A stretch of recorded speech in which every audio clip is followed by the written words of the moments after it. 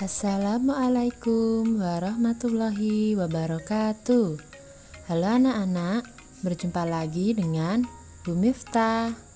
Pada pembelajaran kali ini, kita akan belajar tentang jenis-jenis usaha dan pengaruh kegiatan ekonomi terhadap kesejahteraan masyarakat.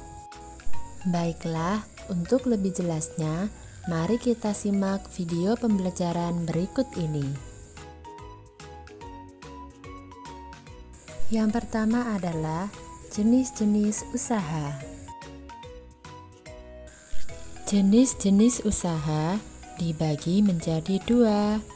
Yang pertama, jenis-jenis usaha yang dikelola sendiri, dan yang kedua, jenis-jenis usaha yang dikelola kelompok. Nomor 1 adalah jenis-jenis usaha yang dikelola sendiri. Contoh-contoh usaha ekonomi yang dikelola sendiri antara lain: A. Usaha pertanian, B. Usaha perdagangan, C. Industri kecil, D. Usaha jasa. A. Usaha pertanian. Usaha pertanian adalah usaha mengelola tanah menjadi lahan pertanian. Lahan ditanami dengan berbagai jenis tanaman bahan pangan. Sebagian besar penduduk Indonesia bermata pencaharian bercocok tanam. Oleh karena itu, Indonesia dijuluki sebagai negara agraris. B. Usaha perdagangan. Usaha perdagangan yang dikelola secara perseorangan, biasanya modalnya dalam jumlah kecil sampai menengah. Yang termasuk ke dalam usaha perdagangan adalah pedagang asongan, pedagang keliling, pedagang kaki lima, pedagang di pasar, warung, dan toko kelontong. C. Industri kecil. Industri-industri kecil yang berupa industri rumah tangga biasanya dikelola secara perseorangan. Contoh industri kecil adalah usaha kerajinan seperti industri pembuatan mebel, industri keramik, kerajinan anyaman, tembikar, dan lain-lain. D. Usaha jasa.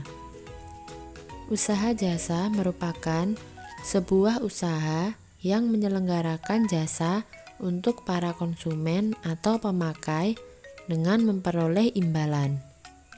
Contohnya, usaha fotokopi, bengkel, potong rambut, dan penjual pulsa.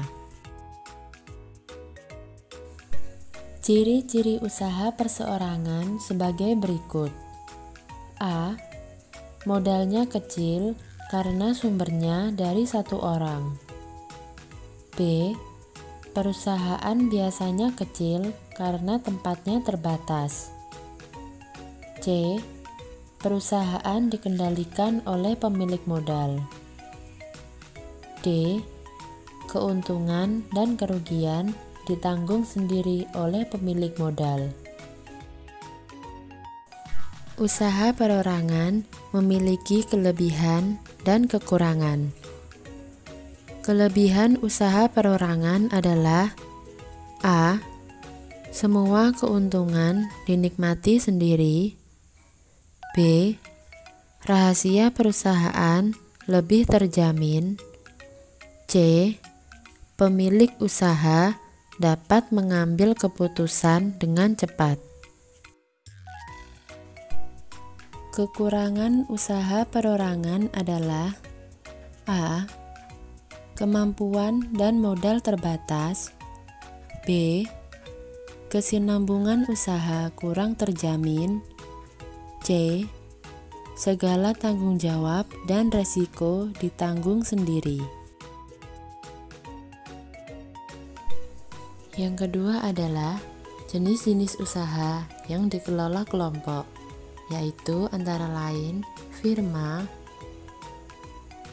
persekutuan komanditer atau CV, perseroan terbatas atau PT, badan usaha milik negara atau BUMN, dan koperasi. Yang pertama adalah firma.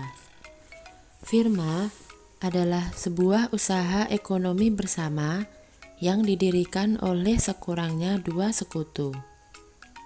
Setiap anggota firma memiliki hak untuk bertindak atas nama firma. Ciri-ciri firma yaitu 1. Antar anggota saling mengenal. 2. Menggunakan nama usaha bersama. 3.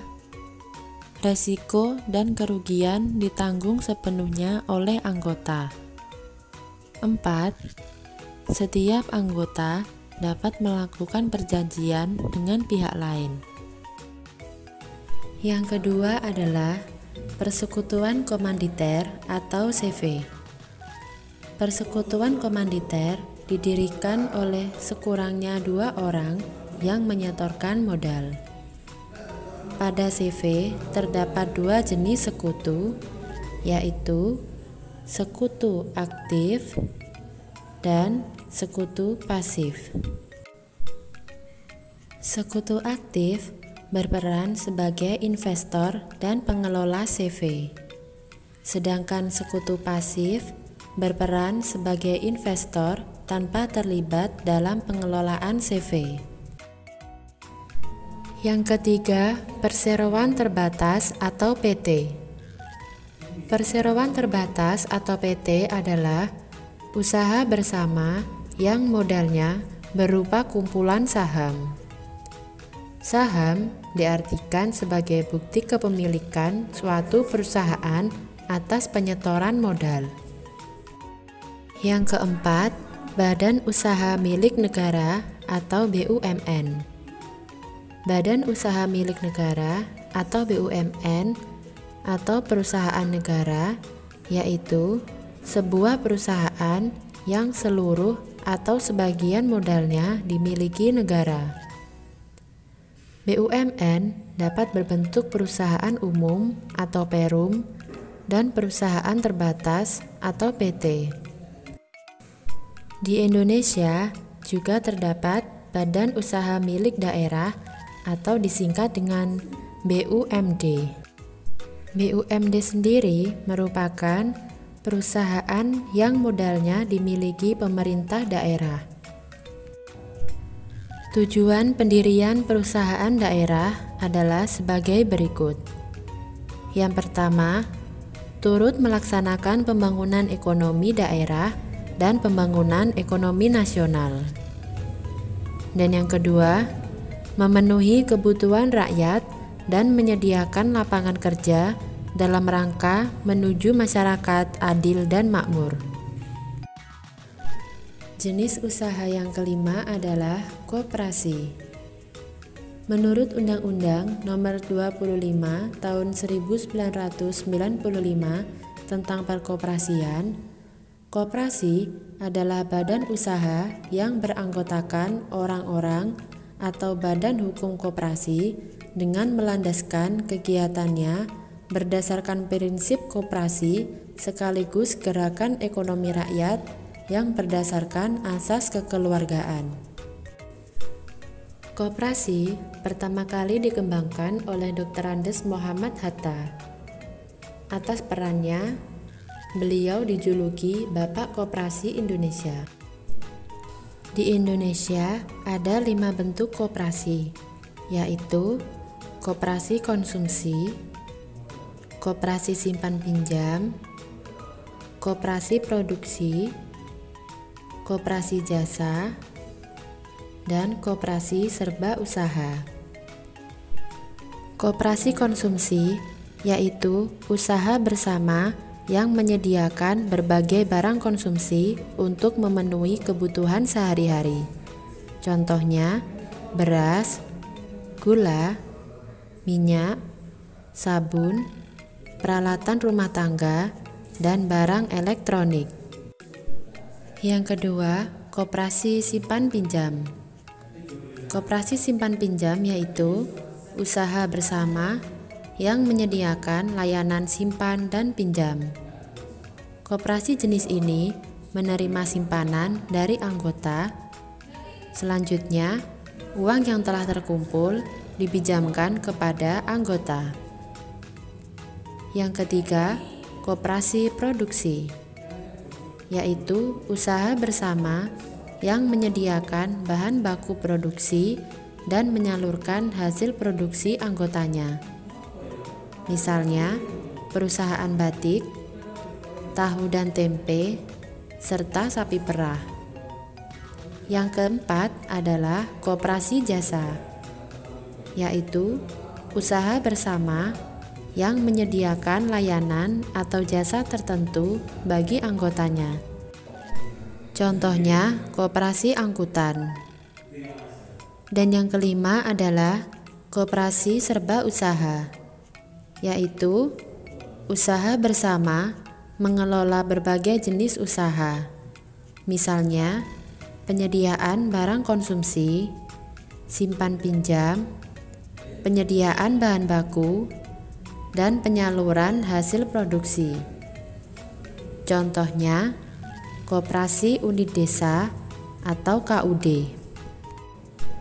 Landasan koperasi ada 3, yaitu landasan ideal berupa Pancasila, landasan struktural berupa Undang-Undang Dasar 1945, dan landasan mental berupa rasa karsa, rasa setia kawan, dan kesadaran berpribadi. Materi selanjutnya yaitu tentang pengaruh kegiatan ekonomi terhadap kesejahteraan masyarakat. Masyarakat tidak dapat terlepas dari kegiatan ekonomi. Kegiatan ekonomi yang dilakukan masyarakat meliputi produksi, distribusi, dan konsumsi.